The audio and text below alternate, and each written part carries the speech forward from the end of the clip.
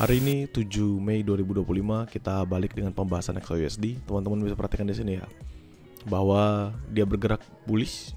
Next candlesticknya drop, which is the same shit, different story aja dengan yang kiri bullish sama. Lalu next candlesticknya ada drop, walaupun di sini tailnya lebih panjang. Teman-teman lihat ya, taking liquidity lebih panjang. Kali ini dia bullish, candlesticknya bearish. Apakah bisa melanjutkan penguatannya? We never know, but we know that akan ada potensial yang baik seandainya nanti memang didukung ya teman-teman ya, didukung dengan hasil dari Federal Cut Rates. What happen we never know juga, nanti siang baru saya akan bahas.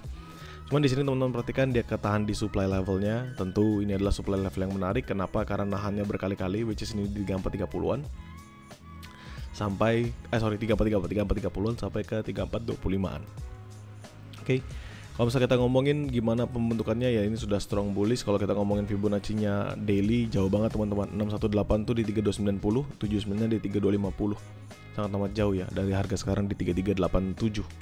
Itu butuh turunnya hampir bahkan mau 2000 pips kalau misalnya kita ngomongin paling bawah, 1000-an pips tinggi kalau misalnya kita ngomongin secara rata-rata.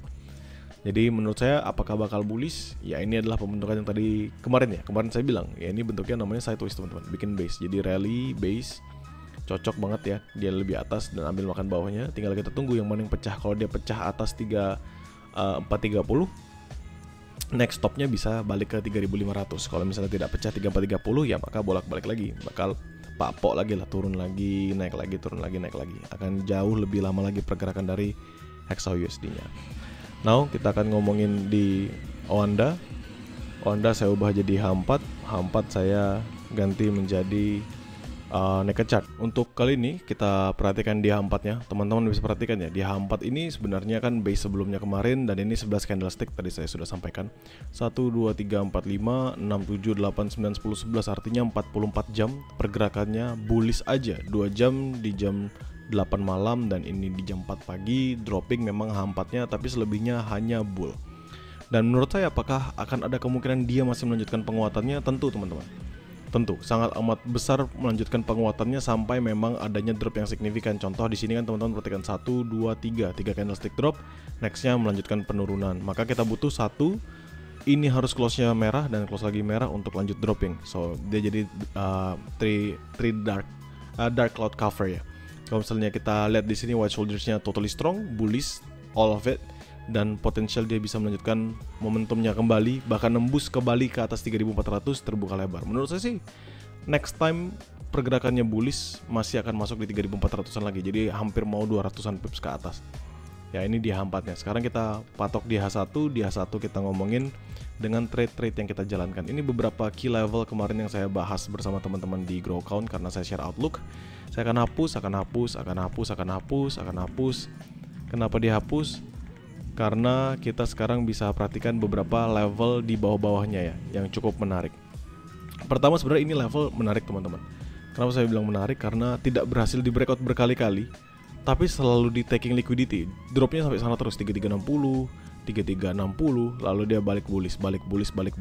So there's actually a better movement di sini. Setelah dia berhasil bullish satu hajar, dia drop ketahan lama terus bullish kembali. So saya akan ganti menjadi garis. Di garisnya saya akan paskan banget di harga terakhir dia. Kalau misalnya kalian perhatikan, within this one. Ya, di sini. Ini di 3358 sampai ke 33 below-nya ya.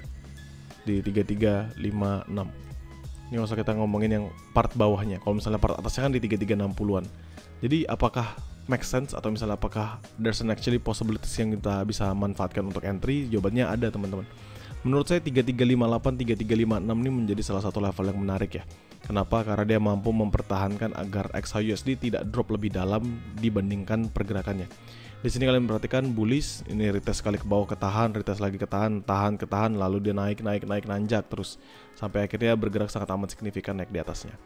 So, buy high risk pertama saya akan ada di 3358, 3356, buy high risk kedua saya di 3349, 3347, lalu 3336, 3334. Tiga zona ini sebenarnya dua zona di bawah ini adalah zona kemarin saya pasang buy high risk. Ini nggak nyentuh, ini sampai 3350 aja. Beda 10 pips untuk masuk ke 3349 saya, nggak apa-apa. Jadi 3349, 3347 3336, 3334 ini adalah dua zona high risk, ditambah sekarang ada 3358, 3356 untuk buy-nya ya. 3358 ini jadi buy high risk selama 3358 tidak di breakout di H1, selama 3349 tidak di breakout di H1, dan selama 3336 tidak di breakout di H1. Pertanyaannya adalah saya mau nge-sell, sell-nya di mana? Jujur kalau misalnya saya boleh ngomong nge-sell di sini up, drop, dibalas atas, dibalas drop lagi, so actually there's an level here yang nahan untuk dia tidak lebih tinggi daripada pergerakan sebelumnya. Saya akan taking both of this. Ini saya naikin. Perhatikan 3400, 3402. Kalau misalnya kalian ingat ya, sebenarnya ini adalah level yang kemarin saya patok untuk area entry sell atau supply zone-nya lah. Ya 3400, 3402, paling naik dikit sini 3403, 3404, tapi 3400, 3402 will be my sell position ya. 3400, 3402 selama 3400 tidak di breakout di H1. Now saya akan turunkan dalam lower time frame. Jadi M15 kita perhatikan, teman-teman bisa lihat di sini ya. M15, M5, there's actually a level yang menarik. Pertama di level sini teman-teman. Ya, dia bikin base. Jadi dia up, bikin base lama, terus habis itu dia drop. Jadi ini salah satu level yang bisa kita patok atau kita bisa perhatikan sebagai apa level seandainya kita perlu untuk sell kembali. Jadi 3387, 3389. Ini usah kita ngomong dari reason below-nya. Pas pertama kali dia berhasil break, kalau misalnya kita ganti ini menjadi garis, ini paling bedanya sedikit lah, 3390. Jadi kalau saya naikin dikit, anggap aja 3390, 3388. Nah, 3390, 3388. Ini saya ganti jadi warna merah, yang menandakan bahwa area ini adalah area sell scalping. Sudah. Ini sell scalping ya. Kalau misalnya kita ngeliat below levelnya, tentu kalian bisa perhatikan ya. Di sini banyak banget. Taking from this one to this one, 618-nya di retest, dia berhasil up lagi, terus 79-nya di bawah. 79 ini saya akan patok menjadi area buy untuk zona scalpingan. Jadi 3368, 3366 selama 3368-nya tidak di breakout. Ya sebenarnya kan kalau misalnya kalian perhatikan di sini 3367-nya patokan sebagai 79. Jadi dua zona untuk scalping atas bawah menurut saya adalah 3390, 3388, 3368, 3366. Seperti biasa untuk zona scalping saya selalu sampaikan manfaatkan scalping itu di dalam lower time frame zone only. 5-10 pips profitnya cukup. Kalau misalnya kalian dikasih 30 atau 40 pips lebihan, itu hitung sebagai bonusan. Dan selalu pastikan konfirmasi di dalam lower time frame-nya. Ya. Jadi ini tektokannya menurut saya. Kalau misalnya tanpa ada perubahan, maka dia akan tektok atas bawah di sini aja. Ini lumayan signifikan teman-teman. Ya, hampir mau 300-an pips untuk naik dan turunnya aja. Dari 90 turun ke 60-an, naik lagi ke 90, turun lagi 60-an, naik lagi 90, turun lagi ke 60-an. Kalau misalnya dia hanya tektok di sini aja. Oke. Selebihnya, apakah perlu ada zona di bawahnya? Menurut saya nggak perlu. Kenapa? Karena 3368, 3366 dengan 3358, 3356 itu lumayan dekat. Jadi menurut saya lebih mending patok di high risk-nya saja. Ya, untuk M15, kalau misalnya teman-teman perhatikan juga sama sih sebenarnya ya. Di sini up, ketahan, drop significant. So, kemungkinan besar akan tektok di sini. Kenapa? Karena kalau misalnya dia berhasil break 3390, next stop dia bakal ke 3400. Kalau misalnya dia berhasil break 3368, 3366, maka next stop dia akan makan zona 3358, 3356 kita. Oke. So, saya akan balik ke H1. Di sini teman-teman, saya akan ulangin lagi.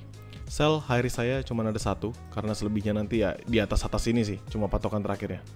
Tapi sell high risk saya hanya ada satu, yaitu 3400, 3402 selama 3400 tidak di breakout dia satu. Untuk buy ada 3. Karena apa? Karena saya memang incar buy terus, yaitu 3358, 3356, 3349, 3347 dan 3336, 3334. Selama 58, 49 dan 36 tidak di breakout dia 1. Untuk medium risk-nya seperti kemarin masih sama 3314, 3312. Kalau misalnya dilihat dari sekarang, tentu jawaban saya adalah it is gonna be a bullish momentum. Bakalan masih tetap bullish. Anggap kita tarik from this one through this one. 79 di 3332 dan below this level menjadi level satunya. Maka kalau kita ngeliat di sini dia akan up. Next time dia bakal bikin higher low-nya pun juga akan nahan around this level untuk melanjutkan lagi bullish momentumnya. Ya. Jadi menurut saya ini adalah patokan yang paling penting buat teman-teman perhatikan.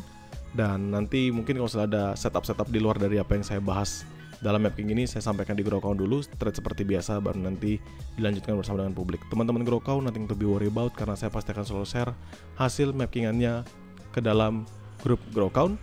Dan bagi teman-teman di publik, nanti videonya juga saya akan upload di YouTube saya, jadi kalian tetap bisa nonton. Ya, jadikan mapping ini sebatas sebagai referensi, sesuaikan lagi dengan trading plan yang kalian jalankan.